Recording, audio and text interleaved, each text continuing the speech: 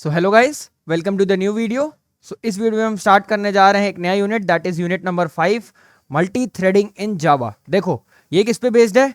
Multi threading. Multi threading क्या होता है, आप ऐसा समझ लो कि आप मल्टीपल प्रोग्रामिंग मतलब एक साथ खूब ढेर सारे प्रोसेस पैरेलली एग्जीक्यूट करा रहे हो। ठीक है, अब देखो ये पूरे यूनिट में ना बहुत ढेर सारी चीज़ें नहीं हैं, लेकिन इसमें भी मैंने कुछ कुछ चीज़ें फिल्टर आउट करके रखी हैं। ठीक है, जैसे कुछ चीज़ें मैंने आपके लिए छोड़ दी है। जो थ्योरी वाला पार्ट है पूरी तरह से प्योर थ्योरी है, वो आप 2 मिनट में पढ़ के इजीली निपटा लोगे। जहां मेरी ज़रूरत है मैं वो कॉन्सेप्ट्स कवर कर रहा हूँ। ठीक है, रही बात गाइस यूनिट नंबर 6 की, उसको आने में शायद थोड़ा लेट हो जाएगा क्योंकि आज मेरा फाइनल ईयर का प्रोजेक्ट का सबमिशन का डेडलाइन है। आज मुझे कैसे भी वो सबमिट करना है, तो मैं उसमें बहुत ही ज़्यादा बिजी रहूँगा। अभी मेरा पूरा ग्रुप उस पर काम पे लगा हुआ है, उसका पीपीटी रिपोर्ट एंड एवरीथिंग पे काम चल रहा है। ठीक है, सो प्लीज़ अंडरस्टैंड, अगर लेट आ रहा है तो प्लीज़ स्पैम मत करना। मैं आपको इसी वीडियो में पूरी तरह से बता दे रहा हूँ कि क्या सीन है कैसे। ठीक है, सो स्टार्ट करते हैं पहले टॉपिक से, which is concurrency and synchronisation. देखो, एक होता है कंकरेंसी और एक होता है सीक्वेंशियल। सीक्वेंशियल और सीरियल। ठीक है, अब मैंने आपको एक काम बोला, जैसे फॉर एग्जांपल मैंने आपको बोला चाय बनाने को। मैंने आपको क्या बोला? चाय बनाने को। तो आप पहले क्या करोगे? एक पातीला लोगे, उसमें पानी डालोगे, फिर उसमें चाय पत्ती डालोगे, फिर अदरक डालोगे, चीनी डालोगे, फिर उसके बाद उस पर ऊपर से दूध डालोगे। ठीक है, तो ये हमारी क्या बन गई? चाय बन गई। तो आपने एक चीज ऑब्जर्व किया कि आपने हर टास्क को एक सीरियल ऑर्डर में परफॉर्म किया है, एक के बाद एक। मतलब पहले आपने वेसल लिया, ठीक है, फिर बॉईल किया, फिर टी लीव्स डाली, है ना, एंड फिर सो ऑन। क्या आपने सब कुछ एक साथ डाल के बना दिया? क्या आपने सब कुछ एक साथ डाला एक बार में ही? नहीं ना, ऐसा नहीं किया। तो ये कैसा है? ये कैसा एग्जीक्यूशन है? Serial execution. Serial execution. ठीक है, अब कंकरेंट क्या होता है? अब कंकरेंट क्या होता है? देखो, कंकरेंट मतलब आप ऐसा समझ लो कि मेरे पास इधर दो स्क्रीन है। ठीक है, अभी करंटली मैं एक स्क्रीन पे फोकस्ड हूं, इधर मेरे पास दो स्क्रीन है।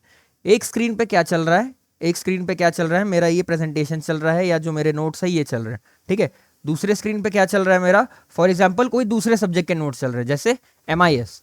ठीक है, तो मैं क्या कर रहा हूं? मैं दोनों स्क्रीन पे साथ में देख पा रहा हूं। मैं दोनों स्क्रीन पे साथ में देख पा रहा हूं।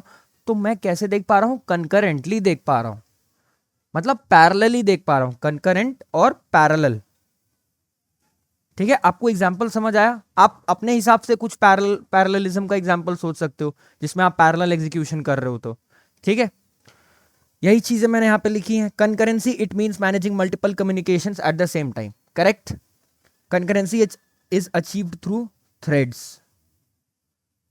Is achieved through threads. अब थ्रेड क्या होता है? सॉरी, थ्रेड क्या होता है? It is single programme, single simple programme. ठीक है, फॉर एग्जाम्पल मैं क्या किया कि जो मेरी ये वाली स्क्रीन थी, जो मेरी एक स्क्रीन थी, उसको मैंने एक थ्रेड में डाल दिया, तो वो एक प्रोग्राम बन गया। एक प्रोग्राम बन गया और थ्रेड में स्टोर हो गया। अब थ्रेड उसको चलाएगा।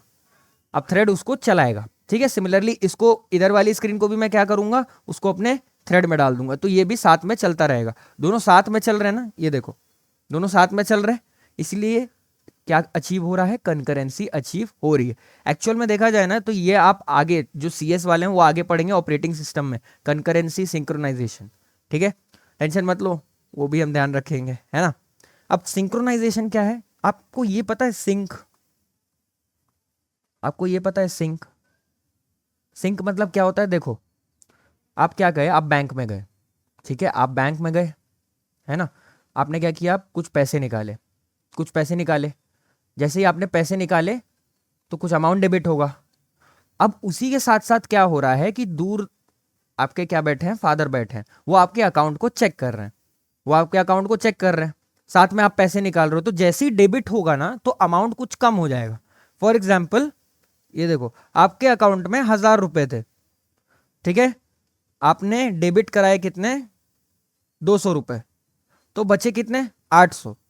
ये आपके स्क्रीन पे दिख रहा है, विजिबल ऑन योर स्क्रीन।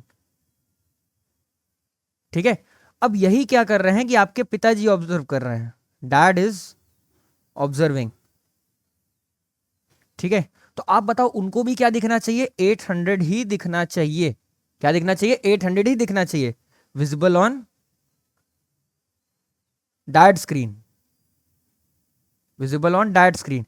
ये जो सिंक बैठ रहा है ना, जो रिलेशन बैठ रहा है, जो सिमिलैरिटी बैठ रही है डेटा में, इसको ही हम क्या बोलते हैं, सिंक्रोनाइजेशन। इस प्रोसेस को क्या बोलते हैं हम, सिंक्रोनाइजेशन। ठीक है, इतना क्लियर है, करेक्ट। अब यही चीज यहां पे एक्सप्लेन्ड है। अब ये सिंक्रोनाइजेशन कैसे बनाता है, सिंक्रोनाइजेशन मेथड्स और ब्लॉक्स का यूज करके। ठीक है, अब आप बोलोगे यार भैया 2 ही पॉइंट लिखा है और थ्योरी क्यों नहीं दिया। जब मैंने आपको एक एग्जाम्पल दे दिया तब आप अपने से एक एग्जाम्पल बना के पेपर में लिख सकते हो, है ना। जब आप इसका एग्जाम्पल पेपर में लिखोगे तो ये ऐसे आएगा ही नहीं आपको, पहली बात तो ऐसे पूछेगा ही नहीं what is concurrency and synchronisation.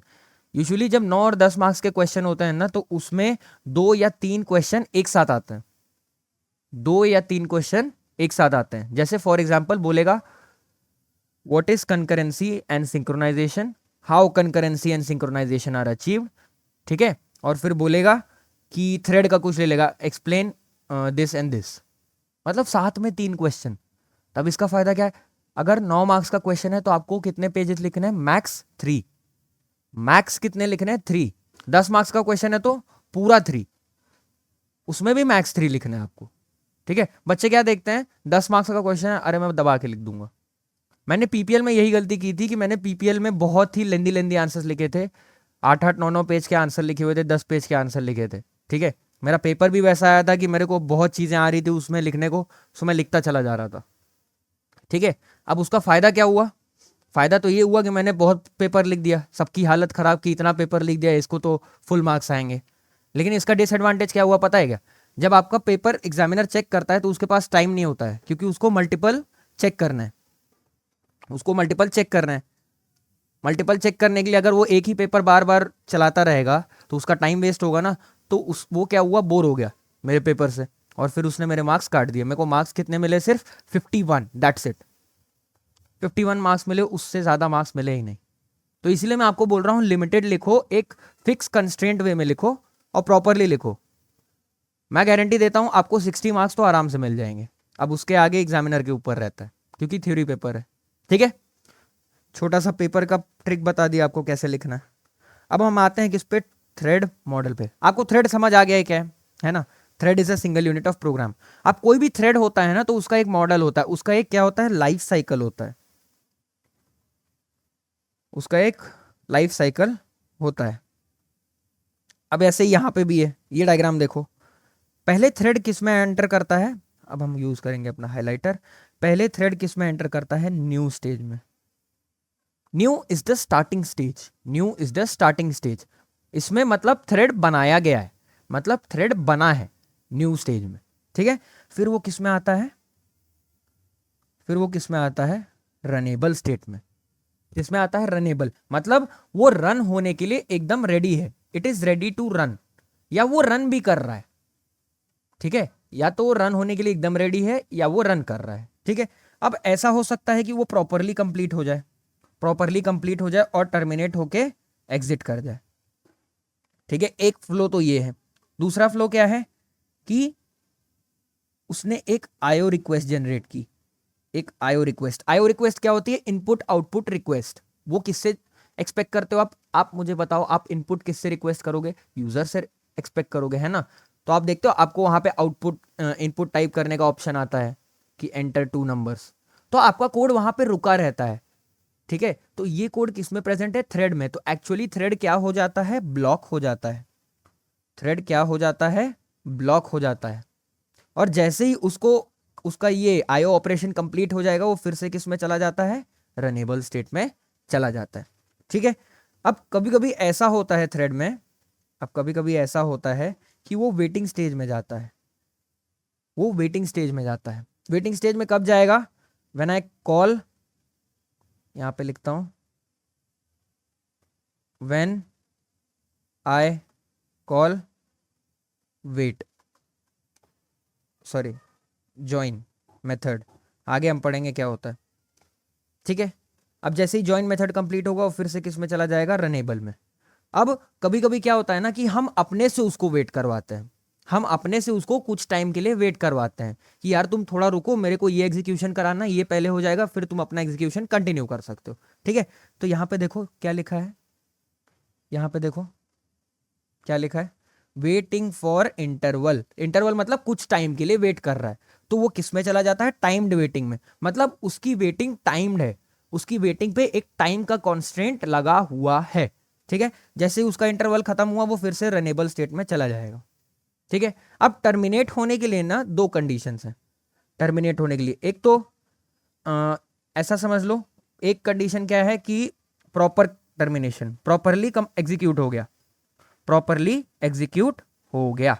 ठीक है, दूसरा क्या है, एबनॉर्मल एग्जीक्यूट या फेल्ड, तब भी वो किस में चला जाता है, टर्मिनेटेड में चला जाता है। ठीक है, क्लियर है। तो अब यही सब पॉइंट्स मैंने यहाँ पे लिखे हुए हैं, आप एक बार इनको पढ़ लेना, मैंने डायग्राम के थ्रू आपको एक्सप्लेन कर दिया है। मैं थोड़ा सा इसको क्लीन कर देता हूँ, नहीं तो आप बोलोगे भैया आपने कचरा कर दिया। ठीक है, ये देखो अब आपको समझ आ रहा होगा। ठीक है, क्लियर है।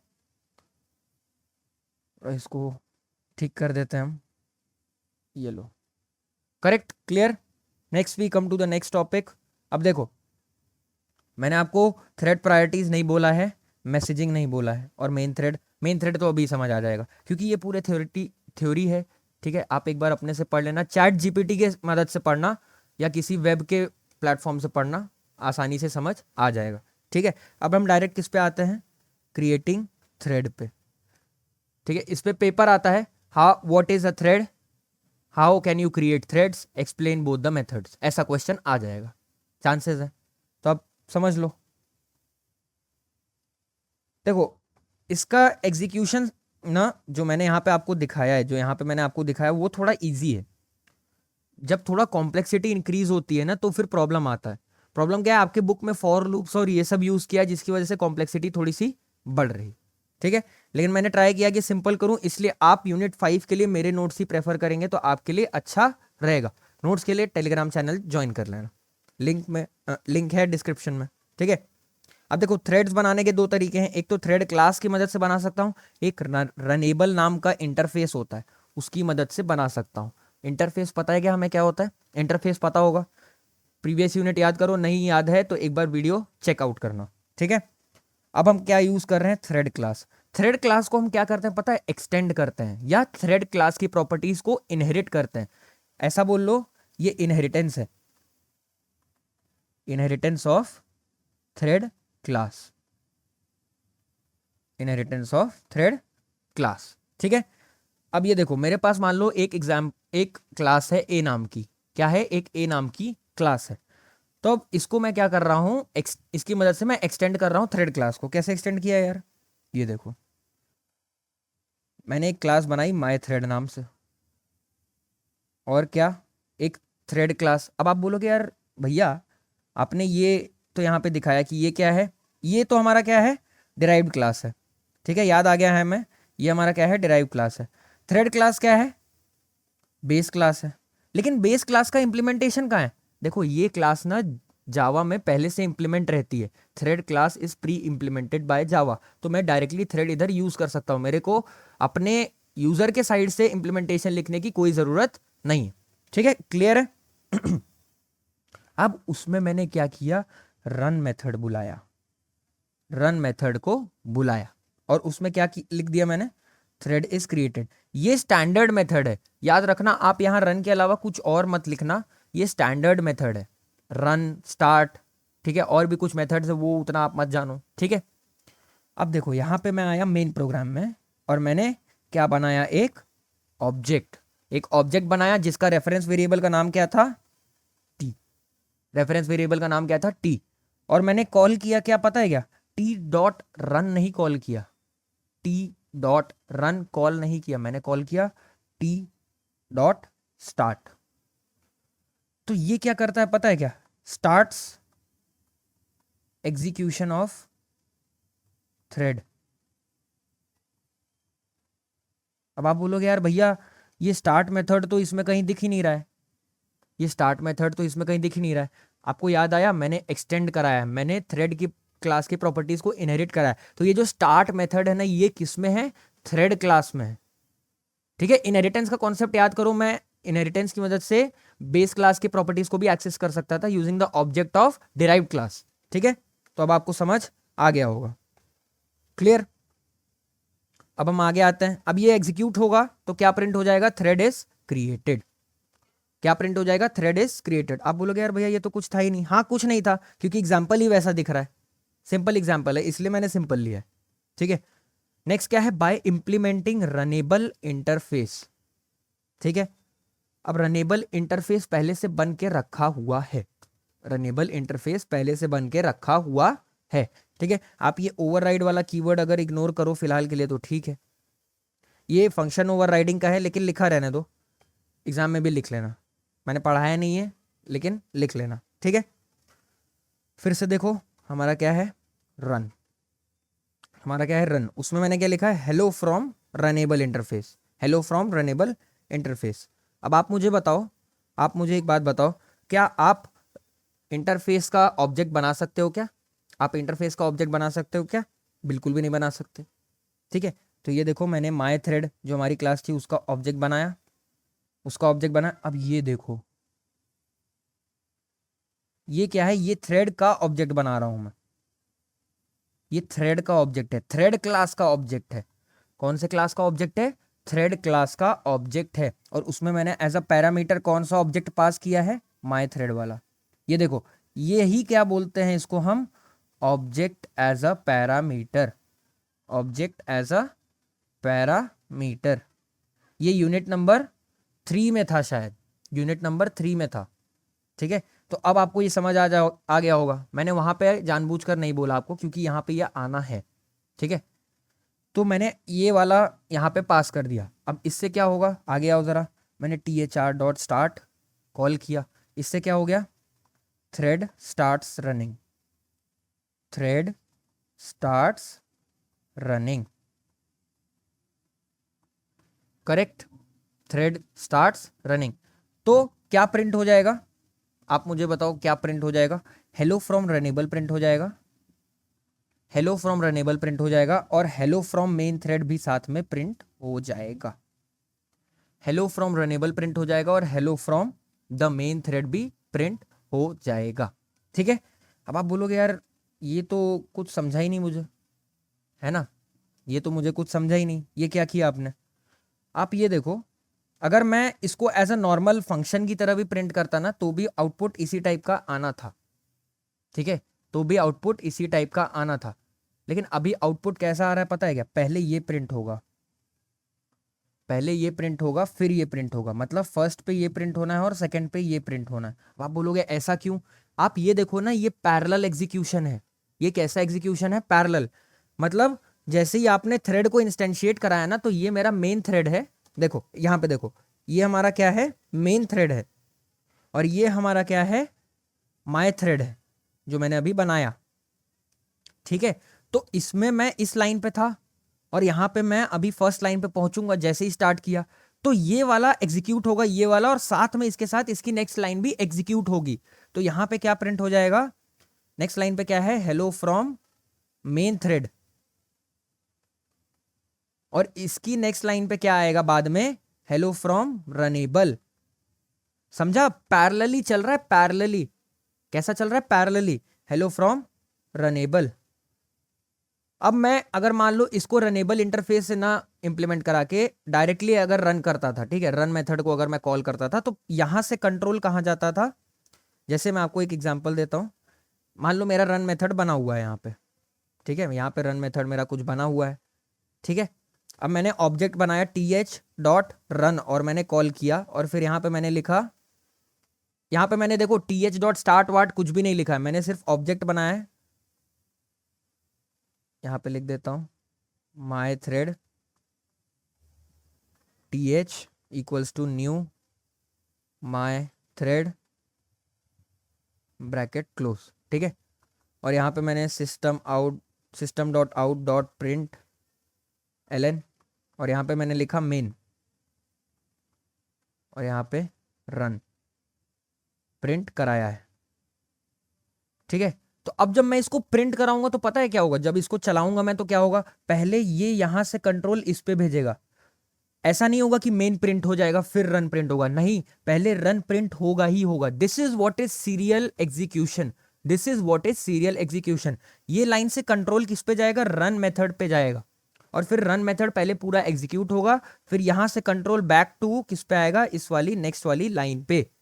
ठीक है, मतलब कंट्रोल जैसे ही ये खत्म हुआ, रन मेथड खत्म हुआ, वो वैसे ही कहां पे आएगा, यहां पे आ जाएगा। So this is serial execution. लेकिन जो यहां पे चल रहा है ना, जो यहां पे चल रहा है, ये देखो, ये पैरेलल एग्जीक्यूशन है, ये साथ में पैरेलली ऐसे चल रहे हैं, ऐसे। ठीक है, क्लियर है? आई होप आपको समझ आ गया होगा कि डिफरेंस क्या है।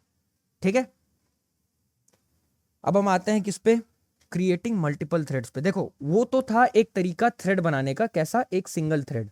कैसा थ्रेड, एक सिंगल। एक्चुअली में अलाइव और ज्वाइन का मैं यूज करता हूं ना मैनेज कराने के लिए, मैनेज कराने के लिए। क्यों यूज करता हूं, मैनेज कराने के लिए। नाम से क्या पता चल रहा है, इज अलाइव के, यहां पे इज होगा, इज अलाइव। इज अलाइव मतलब क्या ये जिंदा है या नहीं, क्या ये थ्रेड वर्किंग है या नहीं। ठीक है, जैसे कि थ्रेड का एग्जीक्यूशन खत्म होता है ना, वो डिलीट हो जाता है, वो हट जाता है। ठीक है, तो इज अलाइव क्या है, बुलियन वैल्यू प्रिंट करता है। बुलियन वैल्यू मतलब अगर वो रनिंग कर रहा है या वो जिंदा है तो ट्रू प्रिंट होगा, otherwise it will print false. अब ज्वाइन क्या होता है, ज्वाइन मेथड देखो आपको मैं बताता हूं। ज्वाइन मेथड ना, यहाँ पे देखो लिखा हुआ है, वो पढ़ते हैं। It is a way to ensure that one threads wait for the completion of another. मतलब कैसा है कि मान लो दो थ्रेड्स चल रहा है, TH1 और TH2। ठीक है, अब एक थ्रेड ऑपरेशन परफॉर्म कर रहा है एक वेरिएबल x इक्वल्स टू 10 पे। ठीक है, अब ऐसा हुआ कि अगर मैंने इस पे ज्वाइन मेथड कॉल नहीं किया तो TH1 और TH2 साथ में वर्क करेंगे, दोनों साथ में 10 की वैल्यू रीड करेंगे और साथ में ऑपरेशन परफॉर्म करेंगे। अब क्या डिपेंड करता है कि कौन सा पहले खत्म हो रहा है। मान लो मैंने यहाँ पे लिखा है कहीं पे x equal to x minus 2 और यहाँ पे x equals to x plus 2। ठीक है, और मैंने ज्वाइन मेथड कॉल नहीं किया है, तो मैंने जब दोनों को चलाया तो ये कैसे चलेंगे, पैरेलली चलेंगे। तो ये चला x equal to x minus 2 हुआ, क्या हो जाएगा x की वैल्यू यहां से 8। लेकिन ये भी तो पैरेलली चल रहा है ना, तो दोनों ने साथ में वैल्यू रीड की होगी, क्या 10 वैल्यू रीड की होगी, 10 वैल्यू रीड की होगी। तो यहाँ पे x की वैल्यू आप मुझे बताओ क्या आएगी, 10 ही आएगी, 8 नहीं आएगी, क्योंकि ये पैरेलल एग्जीक्यूशन है, सीरियल नहीं है। तो x की वैल्यू यहाँ से क्या हो गई, 12। अब क्या डिपेंड करेगा कौन सा पहले खत्म हो रहा है। अगर मान लो TH1 पहले खत्म हो गया, TH1 पहले खत्म हो गया, तो x की वैल्यू ये अपडेट करेगा 8, x की वैल्यू अपडेट करेगा ये 8। और फिर TH2 के खत्म होने के बाद x की वैल्यू क्या अपडेट हो जाएगी, 12। ठीक है, अब मान लो अगर थ्रेड 2 पहले खत्म हो गया तो x की वैल्यू 10 की जगह क्या हो जाएगी, 12, और TH1 के खत्म होने के बाद क्या हो जाएगी, 8। तो इससे क्या पता चला, ऑर्डर ऑफ एग्जीक्यूशन उतना मैटर नहीं कर रहा, ऑर्डर ऑफ कंप्लीशन मैटर कर रहा है। कंप्लीशन की वजह से रिजल्ट चेंज होता है। इससे क्या फर्क पड़ रहा है, सिंक्रोनाइजेशन याद आया, सिंक्रोनाइजेशन में प्रॉब्लम आ सकती है। इसलिए मैं क्या कर रहा हूं, मैं डिसाइड कर ले रहा हूं कि मैं थ्रेड 2 को बाद में खत्म कराऊंगा, पहले थ्रेड 1 कंप्लीट होगा। तो थ्रेड 2 पे मैंने क्या कॉल कर दिया, ज्वाइन कॉल कर दिया कि थ्रेड 2 तुम रुक जाओ, थ्रेड 1 को पूरा होने दो, फिर उसके बाद तुम एग्जीक्यूशन अपना परफॉर्म कर लेना। ठीक है, क्लियर है? तो अब जब थ्रेड 2 रुक जाएगा तो थ्रेड 1 वैल्यू अपना परफॉर्म करेगा, x की वैल्यू 8 वहां पे पेस्ट कर देगा, फिर थ्रेड 2 का एग्जीक्यूशन बीच में कहीं पे रुका होगा तो आगे का होके वो 12 उधर जाके अपडेट कर देगा। तो फाइनल वैल्यू x की क्या हो गई, ज्वाइन कॉल करने के बाद 12। ठीक है, आई होप क्लियर हुआ होगा। अब ये समझो, आप डायरेक्ट कोड, इज अलाइव का कोड मैं इसके बाद दिखाता हूं। ये तो आपको समझ आ गया, मैंने क्या बनाया, एक थ्रेड, एक थ्रेड बनाया, ये हमारा वही ऑब्जेक्ट, ये हमारा वही ऑब्जेक्ट। ठीक है, आपको ये समझ आ गया होगा, है ना? अब ये देखो, मैंने थ्रेड डॉट स्टार्ट कॉल किया, मैंने क्या कॉल किया, थ्रेड डॉट स्टार्ट। जैसे ही मैंने थ्रेड डॉट स्टार्ट कॉल किया, एक क्या चल रहा था, मेन थ्रेड, एक क्या चल रहा था, मेन थ्रेड। अब साथ में क्या चलने लगा, एक और माई रनेबल नाम का थ्रेड, माई रनेबल थ्रेड। अब ये पैरेलली चल रहे होंगे क्या, जी हाँ चल रहे होंगे। अब मैंने क्या कॉल किया, ये देखो, ट्राई, ट्राई कॉल किया। ट्राई के अंदर मैंने ये क्या डाला है, थ्रेड डॉट ज्वाइन। अब ये थ्रेड जो ज्वाइन किस पे वर्क करेगा पता है क्या? जो मैंने थ्रेड बनाया है, जो मैंने थ्रेड बनाया है, तो इसके एग्जीक्यूशन को ये क्या करेगा? पॉज कर देगा। क्या कर देगा? पॉज कर देगा। ठीक है, ये इसके एग्जीक्यूशन को क्या कर देगा? पॉज कर देगा। मैंने उल्टा बोल दिया, शायद मैंने उल्टा बोल दिया है। यस, यहाँ पे पढ़ो आप, मैंने पॉइंट क्या लिखा है? It is use to pause the execution of the current thread until the thread on which the join method was called has finished executing. देखो, मैंने ज्वाइन मेथड कॉल किस पे किया है? थ्रेड पे कॉल किया है। मैंने ज्वाइन मेथड किस पे कॉल किया है? थ्रेड पे। तो ये पॉज किसके करेगा पता है क्या? करंट थ्रेड को। करंट थ्रेड क्या है इसका? Main thread. करंट थ्रेड क्या है? Main thread. ठीक है, current thread is main thread. तो क्या होगा? मेन थ्रेड पॉज हो जाएगा। तो एक्चुअल में ये पॉज किसको कर रहा है? मेन थ्रेड को पॉज कर दे रहा है। मेन थ्रेड को पॉज कर दे रहा है। तो अब क्या होगा? पहले माय रनेबल थ्रेड पूरा रन होगा। माय रनेबल थ्रेड पूरा रन होगा। क्या प्रिंट होगा? पहले hello from my runnable thread. अब उसके बाद जैसे ही ये कंप्लीट हो गया तो मेन अपना ये माय रनेबल थ्रेड खत्म हो गया, डेड हो गया। अब मेन थ्रेड एग्जीक्यूट होगा और क्या प्रिंट होगा? Main thread continues after runnable thread completes. तो इससे क्या पता चला? आप जिस पे ज्वाइन को कॉल कर रहे हो ना, उसका एग्जीक्यूशन चलेगा, और जिसमें ज्वाइन को कॉल किया है, जिस फंक्शन के अंदर कॉल किया है, वो थ्रेड स्टॉप हो जाएगा। अगर मैं यहाँ पे ऐसा लिख देता थ्रेड डॉट ज्वाइन, या मैं ऐसा लिख देता यहाँ पे मेन डॉट ज्वाइन, तो आप मुझे बताओ कौन सा रुकना चाहिए था? कौन सा रुकना चाहिए था? मेन वाला रुकता क्या? नो, मेन वाला नहीं रुकेगा। कौन सा रुकेगा? मेन वाला तो पूरा चलेगा, रुकेगा कौन सा? माय रनेबल थ्रेड रुक जाएगा। ठीक है, क्लियर है? आई होप अब आपको क्लियर हो गया होगा ज्वाइन क्या होता है ना? अब हम आते हैं किस पे? इज अलाइव के एग्जाम्पल पे। आप कोड देखोगे ना, तो आप कोड को पार्ट्स में ब्रेक कर लो। ये देखो, हमारा थ्रेड बना है, यहाँ पे मैंने थ्रेड बनाया है और थ्रेड को स्टार्ट किया हुआ है, तो ये तो हमने पहले ही पढ़ लिया है ना। अब यहाँ पे देखो, मैं क्या चेक कर रहा हूँ? If thread is alive. If thread is alive, ठीक है, तो क्या बताओ? थ्रेड जिंदा है क्या? मैंने स्टार्ट किया ना थ्रेड को, तो पहले तो मेन थ्रेड बना ही होगा हमारा। मेन थ्रेड तो पहले से बना होगा। साथ में क्या बन गया? माय रनेबल थ्रेड बन गया। माय रनेबल थ्रेड बन के रेडी हो गया। अब मैं क्या कर रहा हूं? थ्रेड इज अलाइव को कॉल कर रहा हूं। थ्रेड इज अलाइव को कॉल कर रहा हूं, तो ये किस पे जाएगा? इस पे जाएगा और चेक करेगा क्या ये जिंदा है? Yes, it is alive. तो क्या प्रिंट हो जाएगा? Thread is alive after start. फिर आगे आओ, मैंने क्या कॉल किया है? Thread dot join. Thread dot join मैंने किस पे कॉल किया है? ये थ्रेड पे कॉल किया है। थ्रेड एक्चुअल में कौन सा है पता है क्या? ये वाला है। तो आप मुझे बताओ, एग्जीक्यूशन किसका पॉज होना चाहिए? मेन थ्रेड का पॉज हो जाएगा। मेन थ्रेड का एग्जीक्यूशन पॉज हो जाएगा। यहां पे ये स्टॉप हो गया, पॉज हो गया। तो अब प्रिंट क्या होगा? ये तो पहले प्रिंट हो गया। अब उसके बाद माय रनेबल थ्रेड चलना चाहिए, तो प्रिंट हो गया हेलो फ्रॉम न्यू थ्रेड। क्या प्रिंट हो गया? Hello from new thread. अब हेलो फ्रॉम माय रनेबल खत्म हो गया, डेड हो गया। अब उसके बाद इसका पॉज फीचर हट जाएगा और ये यहाँ पे आके प्रिंट कर देगा मेन थ्रेड फिनिश्ड। तो आउटपुट कैसा आया? पहले ये प्रिंट हुआ, फिर सेकंड ये प्रिंट हुआ, और फिर थर्ड ये प्रिंट हो गया। ठीक है, सो ऐसे होता है ज्वाइन और इज अलाइव। अब इससे आप मैनेजमेंट कर सकते हो, कौन सा थ्रेड चल रहा है, कौन सा नहीं चल रहा है। एक को स्टॉप करा सकते हो, एक को रोक सकते हो, मल्टीपल चीजें एक साथ कर सकते हो। ठीक है, अब आता है जावास्क्रिप्ट फ्रेमवर्क। देखो, ये चीज यहाँ पे बहुत गलत है। यहाँ पे क्या किया है पता है?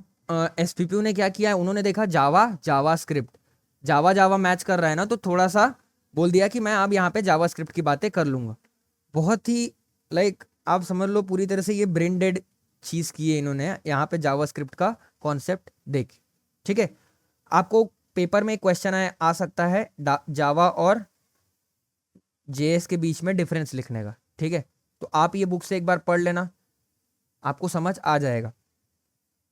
और ये देखो, ये कुछ जावास्क्रिप्ट के फ्रेमवर्क्स हैं, रिएक्ट, एंगुलर और व्यू। ये आपने सुना होगा, ये आपने सुना होगा। मैंने यहाँ पे सारे पॉइंट्स लिखे हुए हैं, आप ये पॉइंट्स एक बार पढ़ लेना। बहुत ही इंट्यूटिव है, बहुत ही सिंपल है। ठीक है, आपको तुरंत समझ आ जाएगा। ठीक है, एक बार ट्राई करना ही समझने का। आई एम वेरी श्योर आपको ये समझ आ जाएगा। ये पेपर में डायरेक्ट क्वेश्चन आता है, explain react JS, angular JS and Vue JS in short या इन डिटेल, 9 मार्क्स का क्वेश्चन। तो ऐसे लिख लेना और 2-3 पॉइंट्स अपने हिसाब से ऐड कर लेना। ठीक है, मेरे पेज में आया था कि लॉगिन पेज भी डिज़ाइन करना आपको जावास्क्रिप्ट, HTML और CSS यूज़ करके, तो वो मैंने किया था, है ना, हमको वो आया था उस हमारे पेपर में, और ये भी क्वेश्चन आया था। ठीक है, अब गाइज आप एक चीज़ ऑब्जर्व करो, मैंने ऑलमोस्ट सब कुछ इधर कवर करा दिया है। ये वाला पार्ट ना पूरी तरह से सिंपल है अगर आप वेब डेवलपर हो तो, ठीक है, आप आराम से इस पे चीज़ें लिख सकते हो, और नहीं भी लिख सकते हो ना तो जो एसेंशियल है मैंने वो ऑलरेडी आपको मार्क करके बता दिया है। और रही बात इसमें थ्रेड प्रायोरिटीज और मैसेजिंग के अलावा बाकी सब कुछ कवर हो गया। तो ये यूनिट इतना ही था गाइस, 30 मिनट्स का वीडियो ऑलमोस्ट हो चुका है, एंड आई अंडरस्टैंड कि आपको ये सब समझने में बहुत ज़्यादा दिक्कत आ रही होगी, लेकिन मैंने ट्राई किया है कि मैं आपके लिए ये सब चीज़ें सिंप्लीफाई कर पाऊँ। अगर आपने मेरा स्टार्टिंग से देखा है, यूनिट 3 से देखा है, तो आई एम वेरी श्योर कि आपको ये यूनिट में प्रोग्रामिंग, सिंटैक्स और लॉजिक अच्छे से समझ आ रहा होगा, क्योंकि ये सब प्रीवियस यूनिट का कॉम्बिनेशन आ रहा है इधर। ठीक है, छोटी छोटी कॉन्सेप्ट्स एक साथ ऐड हो जा रहा है। अब रही बात यूनिट नंबर 6 की, गाइज यूनिट 6 थोड़ा लेट हो जाएगा, I am really sorry for that, लेकिन मेरा प्रोजेक्ट का बहुत ही ज़्यादा ज़रूरी है, अगर वो नहीं किया तो मेरा फिर बहुत ही प्रॉब्लम हो जाएगा। ठीक है, so please bear with me, I am very sure कि मैं शायद शाम 8 बजे तक या 9 बजे तक यूनिट 6 का भी वीडियो ला दूंगा। ठीक है, टिल देन आप ये सारे यूनिट्स कवर कर लीजिए, यूनिट 6 भी बहुत ही सिंपल वे में करा के कम टाइम में आपका कवर करवा देता हूँ। ठीक है, सो मिलते हैं गाइज नेक्स्ट वीडियो में with unit number 6। Till then take care and bye bye.